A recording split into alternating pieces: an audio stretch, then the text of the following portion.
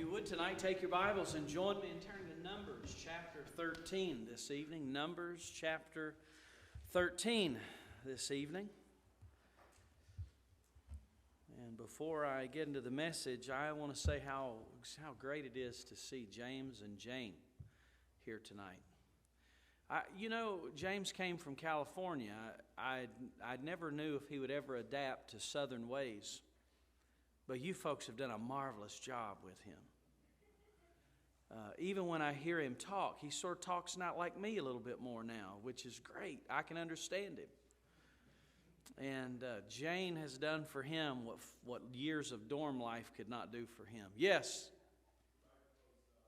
My microphone is not on. All right. I was wondering why Rusty was waving at me up there. Well, I did have this thing turned on. And then it turned off. Let's see, I should be now. How about now? Does that work? All right. And I will say this too about the college students that are here. I'm not worried about the young ladies from the college that are here. But I am really worried about the young men. I'll tell you what, those fellas, you got to keep your thumb on them. So we try to do that at Ambassador, and I see you folks have already put Rusty up there in that sound booth. That's a good place to keep him out of trouble. But he's in my evangelist class. But again, it's a delight to have our students here. It's so good to see familiar faces. And I look forward to the next time seeing Pastor and his family. I remember when he was doing an internship for evangelist class that one of his weeks was with me, and we had to fly to New Jersey. And it was the first time he had ever flown. And it was snow on the ground in North Carolina. I didn't realize it, but I think he really was scared. Or as we'd say, scared. And but we had a great week, and it was a good time. I'll never forget that meeting. And I was glad that we could spend that week together. And I'm glad that the Lord has allowed him to be the shepherd here at this church. Do you know there's a lot of churches in America that have preachers, but they don't have pastors? There's a difference. A church, you say, well, a church needs a preacher. Listen, a church needs a pastor, and preaching's part of that, but it's not all of it. And so I'm just very delighted that he's able to serve you, and I look forward to the next time that we get to see each other. Numbers chapter 13. Tonight I want to begin reading in verse number 26. Numbers chapter 13 and verse number 26. Now, before I read, let me tell you, this is right before Israel is to take a really good look at entering the Promised Land. You're still relatively early in the history of Israel at this point. Yes, they have crossed the Red Sea. And now the next big thing on the agenda that God had for them is God wanted them to cross over the Jordan River and go to an uninhabited land, at least uninhabited by them. Total new territory for them. And so they send 12 spies over to spy out the land, and now those spies have come back. Now with that in mind, notice with me verse 26. It says, and they, and that's speaking of the 12 spies, went and came to Moses and to Aaron and all the congregation of the children of Israel, and unto the wilderness of Paran to Kadesh, and brought back word unto them, and unto all the congregation, and showed unto them the fruit of the land. And they told him, and said, we came into the land whither thou sentest us, and surely it floweth with milk and honey, and this is the fruit of it. Nevertheless, the people be strong that dwell in the land, and the cities are walled and very great. And moreover, we saw the children of Anak there. The Amalekites dwell in the land of the south, and the Hittites and the Jebusites and the Amorites dwell in the mountains, and the Canaanites dwell by the sea and by the coast of Jordan. And Caleb stilled the people before Moses and said, let us go up at once and possess it, for we are well able to overcome it.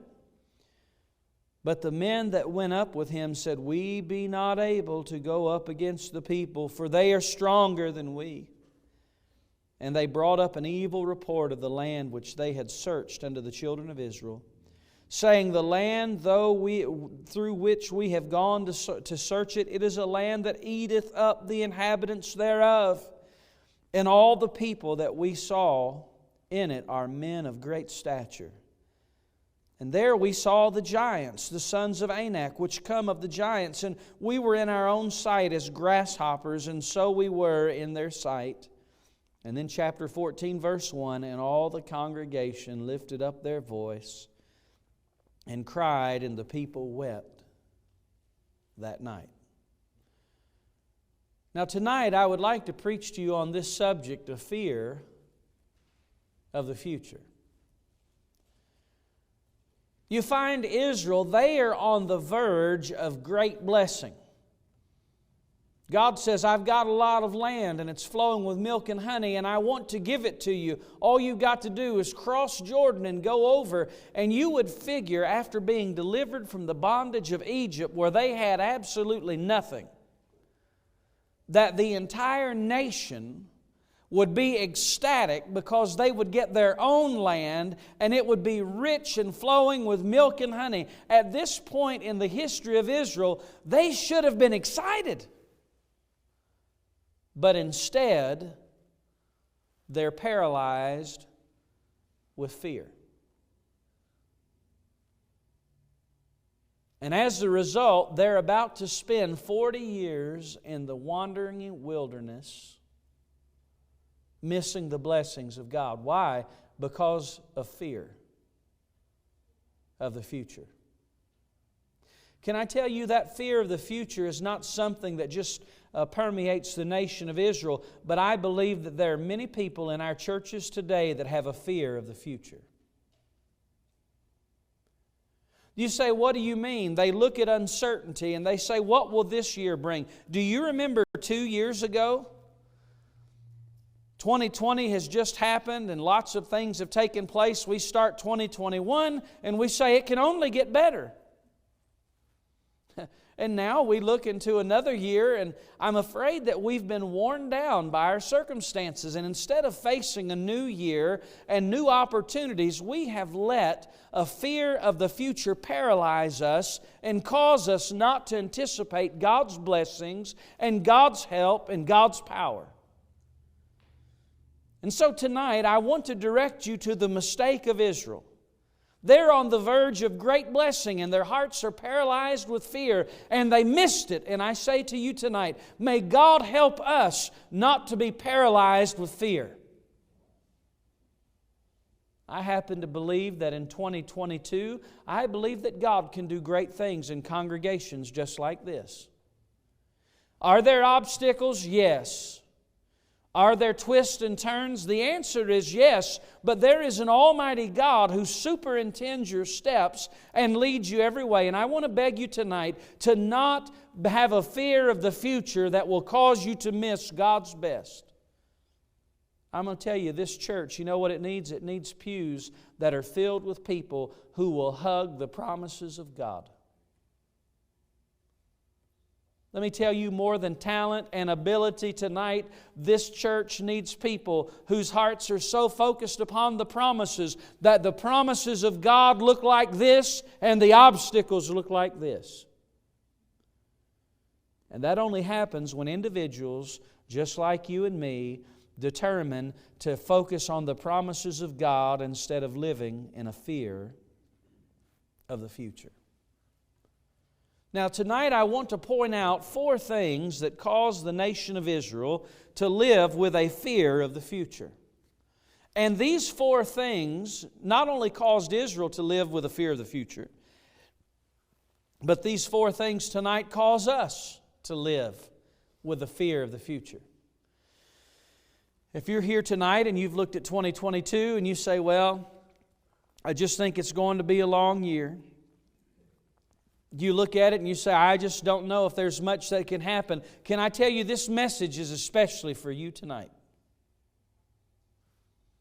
How is it that people choose to live in a fear of the future? They make the same mistakes that Israel did many years ago. Number one, if you're going to live in a fear of the future, you're going to overlook your blessings.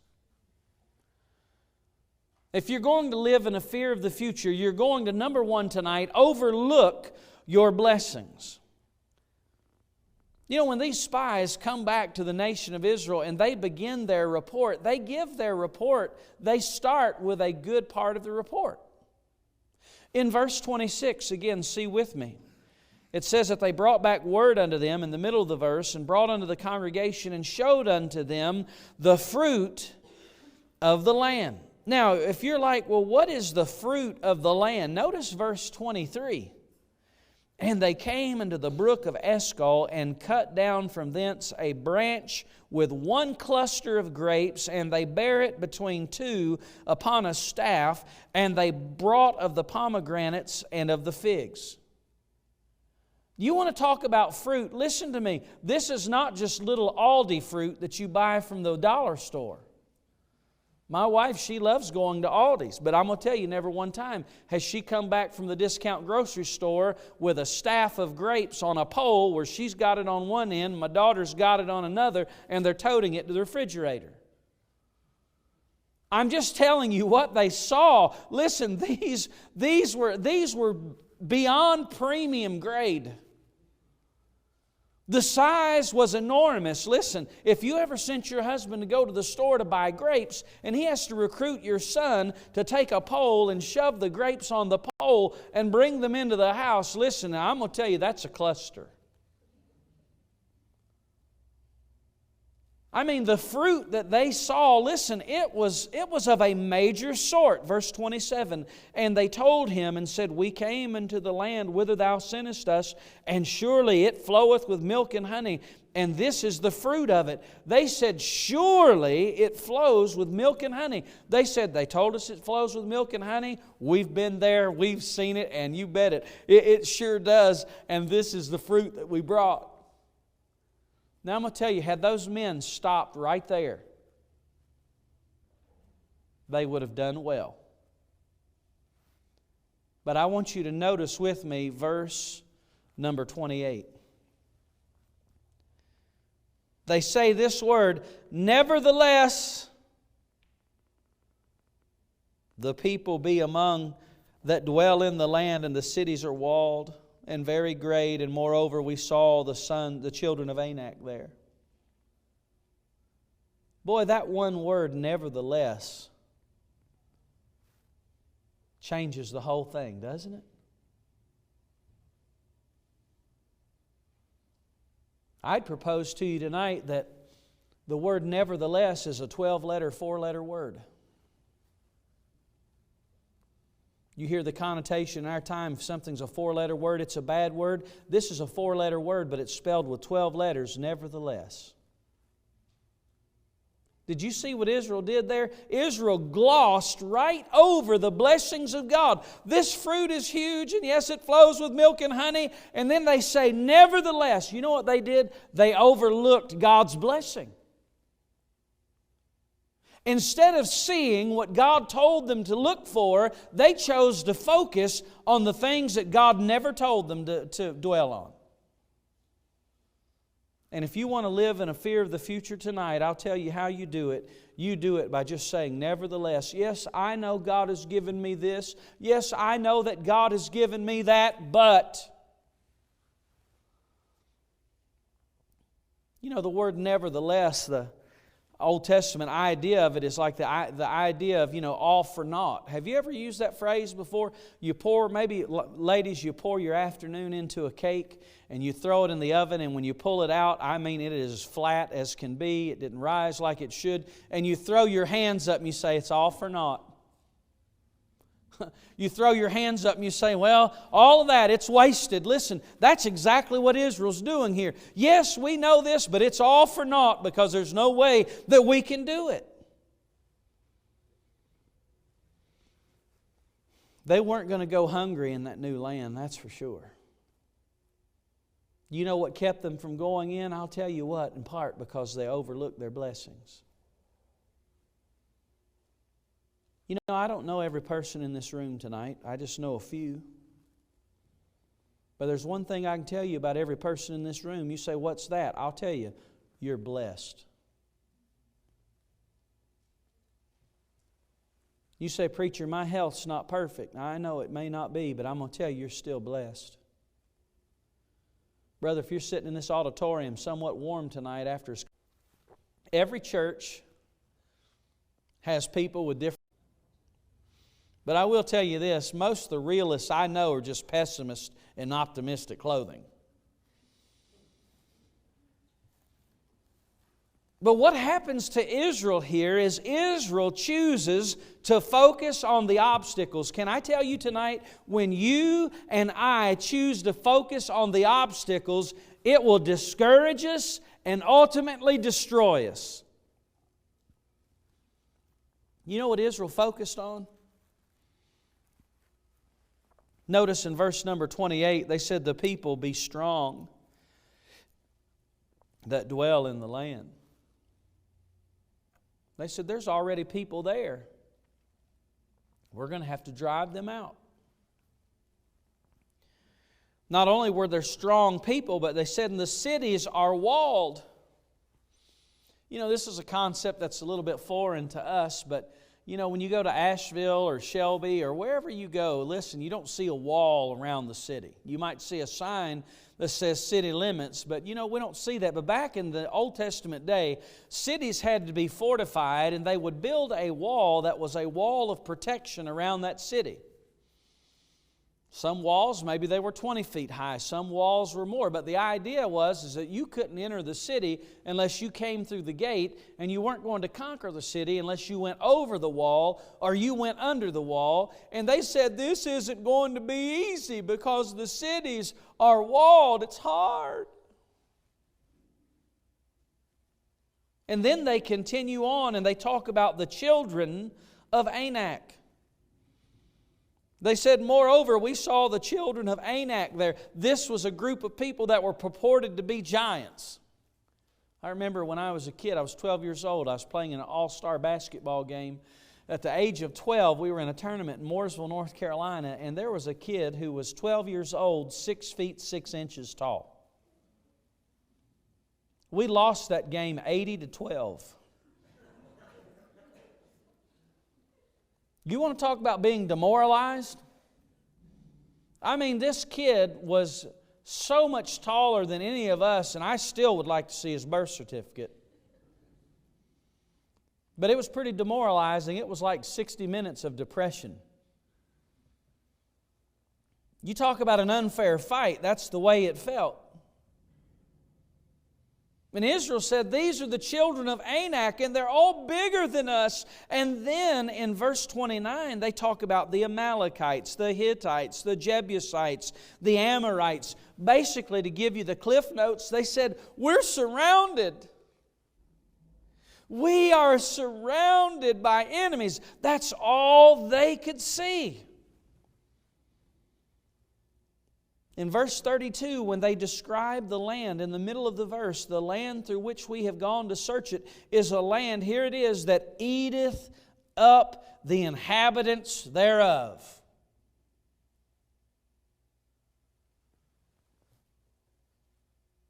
Remember when you were a kid? I was raised in a rural part of North Carolina, and on a few occasions I ended up riding my bicycle through a briar patch. Just ate me up. It wasn't a very pleasant experience. They said, this land is filled with people. They're going to eat us up. And the men are of great stature. All they could see were the obstacles. Now, I want to stop for just a moment. Can I tell you, I believe that there are good people in our churches that just because of everything that's taken place in recent days and recent years, all they can see are the obstacles. Maybe you've lived your life in such a fashion, you say, I go 2 steps forward and I get pushed 3 steps back. Maybe you're here tonight and you say, things haven't panned out the way that I think, and you know what, there's some difficulty ahead. Can I tell you, there has always been difficulty in front of God's children. You take me to any part of the Bible and I'll show you that God's people have always had to face difficulty. And if you're looking for utopia, I'm going to tell you, it's not until you get to heaven you're going to find it. But I will tell you this, the Bible is not only filled with stories of hardship, but it's filled with stories where God's people overcame. You know why? Not because they were the most talented or the most athletic, but because they chose to have faith in God. And my friend, I believe the same is true tonight. I'll tell you the mistake of the nation of Israel. They saw themselves, but they couldn't see God. My friend, if you're here tonight and all you can see are the obstacles, all you can see is, boy, this is going to be hard, this is going to be hard, I'll tell you what, this church will be in neutral. You're here tonight and you say, I'll tell you, it's just too hard. There's so many things in front of us, and you focus on the obstacles. If all you can see is yourself and you can't see God, you're hopeless. Listen, when all I can see is what is wrong, and all I can see are the obstacles that are ahead, and I don't look to God, I lose hope and I despair. And there's some of us tonight, we're fearing the future because we've chosen to focus on the obstacles. My friend, instead of having your eyes on the obstacles tonight, I encourage you, have your eyes on the overcomer. And it'll help you more than you could ever imagine. Now, I love the response of Caleb in the middle of this mess. You remember there were 12 spies that went to Canaan. 10 were bad, 2 were good. Those 2 that were good were Joshua and Caleb. And I love verse 30 where Caleb pipes up. Caleb stilled the people. I love that imagery. He stilled the people. You remember when you were a kid growing up and your mama looked at you like mine and said, hush. I remember those were times when Mama said, hush, I knew to be quiet. Caleb looked at the crowd of people and he said, hush.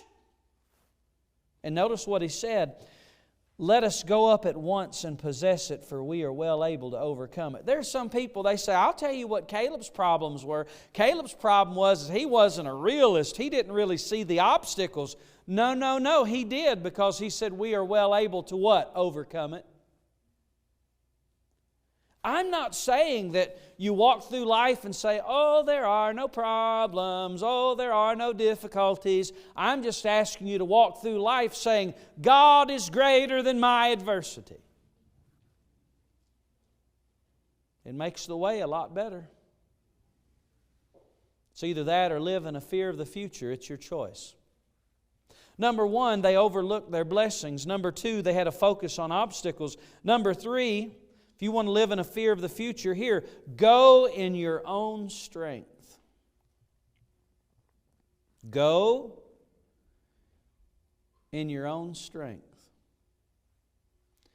Notice with me verse 31. But the men that went up with him said, we be not able to go up against the people. And here's a very telling story.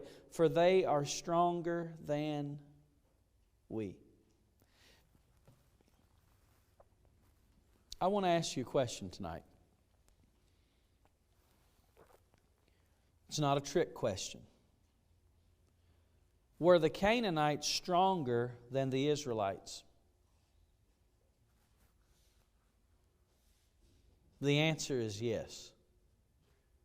But do you know this isn't the first time that Israel has ever seen themselves in this condition? You say, what do you mean? Do you remember when Israel was enslaved in Egypt?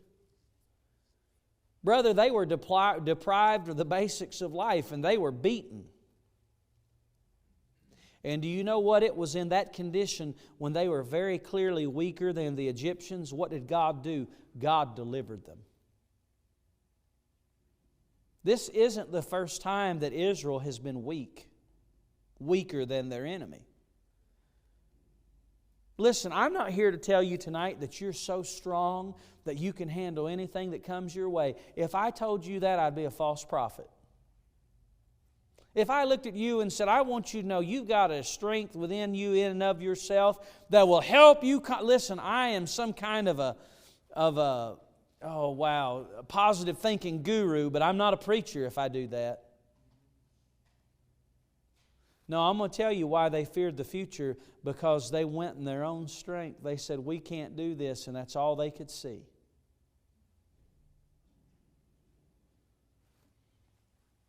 I'll just be honest, you're going to face things this year as an individual that are bigger than you. And there may be challenges that this church faces that's bigger than all of you put together. And if you focus on that and you let fear control you, you'll never go forward. You'll never make a difference in the lives of others. The Canaanites were stronger than the Israelites. The Egyptians were stronger than the Israelites. But here is the reality that the Egyptians and the Canaanites combined were not stronger than God.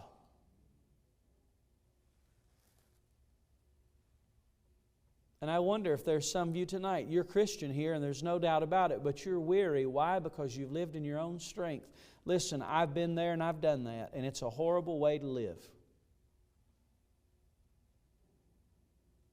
Because it leads you to hopelessness when you just see how weak you really are.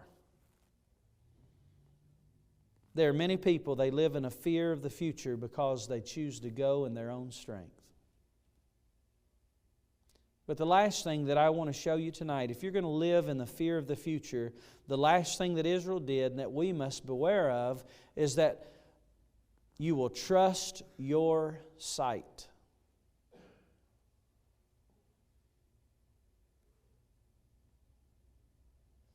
You'll trust your sight. The other night I was reffing a basketball game at the college, and I learned I need to go to the eye doctor to get my new prescription of glasses, because from a distance sometimes it's just a little bit tough. You see something and you're just not quite sure. You know, my sight is, the older I get, the more flawed it is. Get a little help with some glasses to be able to see things, but you know, the older I get, the more I'm realizing I can't trust what I see, because what I see sometimes is not the way it really is.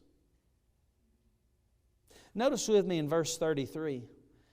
It says, "And there we saw the giants, the sons of Anak, which come of the giants." They said here, we see the giants. When you look at what they saw, you went up those spies and said, "Tell me about what you see." They'd say, "We see giants."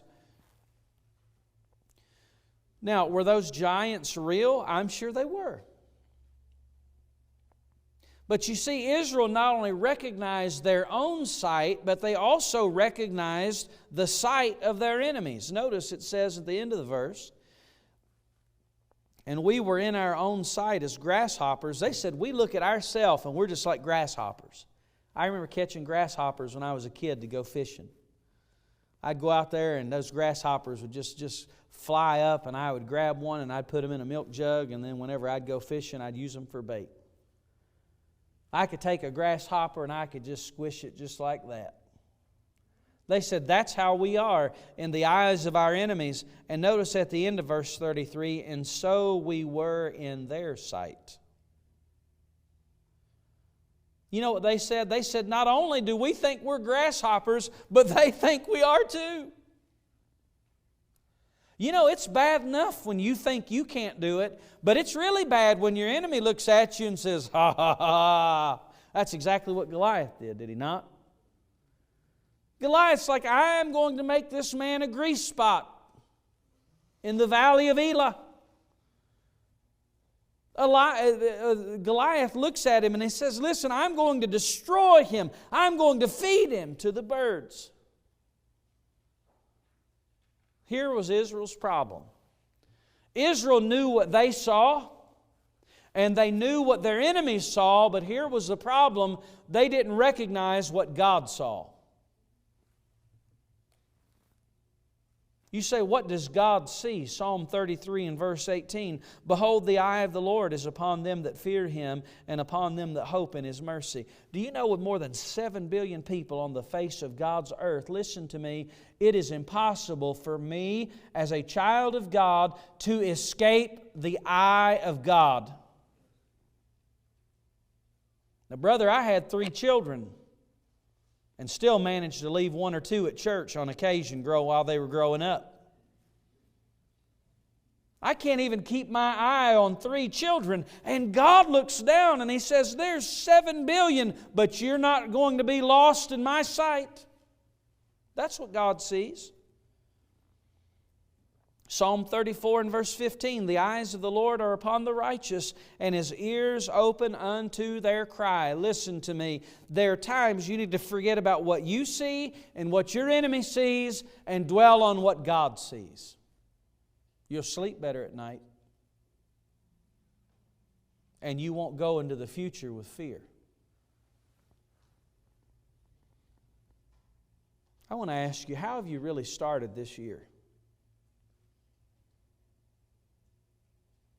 I've got to make an honest confession. Last year, when I started the year in 2021, I sort of started it like this.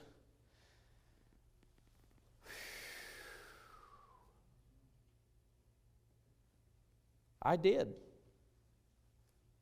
And I was wrong for doing that.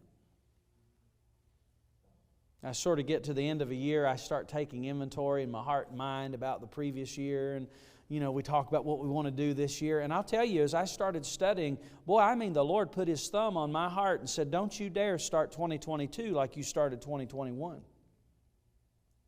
There will be new obstacles, there will be challenges, but listen to me, you can't do that. And I'll tell you, the Lord really pressed me hard on that.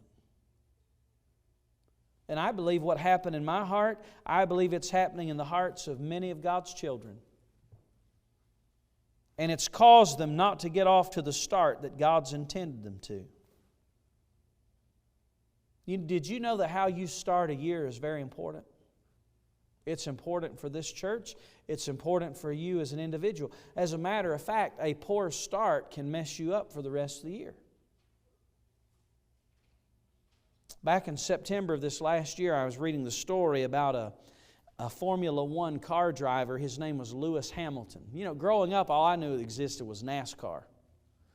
I remember as a kid, my dad, before you could even watch it on television, now it's so different. But it used to be as a kid, and unless you had one of these high-end cable packages, you just listened to it on the radio.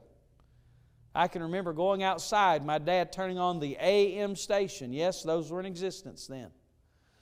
And we would listen to the race. Well, I'm not talking about NASCAR, I'm talking about Formula One. Those cars are a little bit faster and tighter in racing. And this man, his name was Lewis Hamilton, and he was in a race over in Italy. And this man was forecasted to win the 18-lap sprint race and place first place. They knew that it was a sure deal. They had the race, and at the end of the race, Lewis Hamilton finished 5th place. And the media hounded him, and they said, "What happened to you? You should have won first place." They said, "What happened? Why did you finish 5th instead of 1st?" And being the good driver that he is and studying all of his mechanics, I'll never forget reading his answer. He said that every time he started off, that he pushed his clutch down 2 millimeters too far. And that 2 millimeters cost him every time he started up. He said that his reaction time was delayed, listen, by 2 millimeters. Now, for those of you that only drive automatic transmissions, listen, they're cars that have 3 pedals on the floor. And that one to the far left is called a clutch. And that's a very important pedal if you're going to change gears in the car. And this man said that every time he pushed that clutch in, he pushed it in slightly too far, and that was the difference between 1st and 5th place. Lewis Hamilton would tell you tonight, how you start affects how you finish.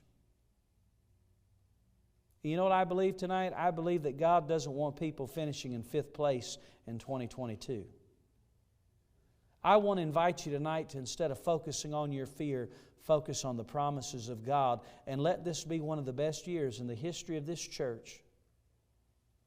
Not because of any one individual, but because the people of God gathered their hearts together and they said, God is greater than the obstacles that we face. And I'll tell you what, you do that tonight, and you'll have a great year. Let's bow our heads together in prayer. Our heads are bowed, our eyes are closed. I'm going to ask Brother Ream to come to the piano in a moment, play a song of his choosing for our invitation time. And it's during this invitation I want to ask you, Christian, tonight to be very candid about where you're at.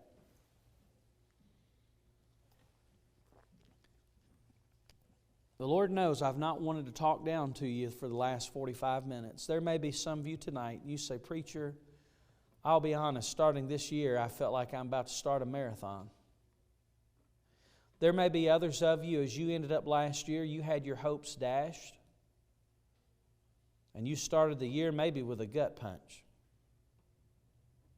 There may be some of you tonight that are listening and you'd say, I'll tell you, I have started out this year in fear. Or maybe you'd say, I've lived the last few months of my life in fear. I want to tell you, God doesn't intend for you to do that. And I wonder if there'd be people here tonight. You'd say, Alton, I've heard this message, and you know what? I know I'm a Christian. But God's dealt in my heart tonight about how I started this year. And I don't want to be like the Israelites in any of these regards. And you'd say, Alton, tonight God's dealt in my heart as a Christian. And I know that to go forward this year, instead of focusing on fear of the future, I need to focus on the Lord. And the Lord has helped me tonight as a Christian about the way that I've started this year and what I need to do. And you'd say, Alton, I'm a Christian in need of prayer tonight in this matter. Would you please pray for me? If that's you, would you slip your hand up tonight? Are there folks like that? God bless you. Thank you. You may put them down. Anybody else along with these? You'd say, tonight, God's dealing with my heart. In just a moment, we're going to stand together. And after I pray, our brother's going to begin playing the song of invitation. I want to encourage you to just bow your heart before the Lord tonight. And do like I have to do on occasion. Sometimes I have to make corrections in my life. And if you'll do that, listen, if you'll honor God, He'll honor you.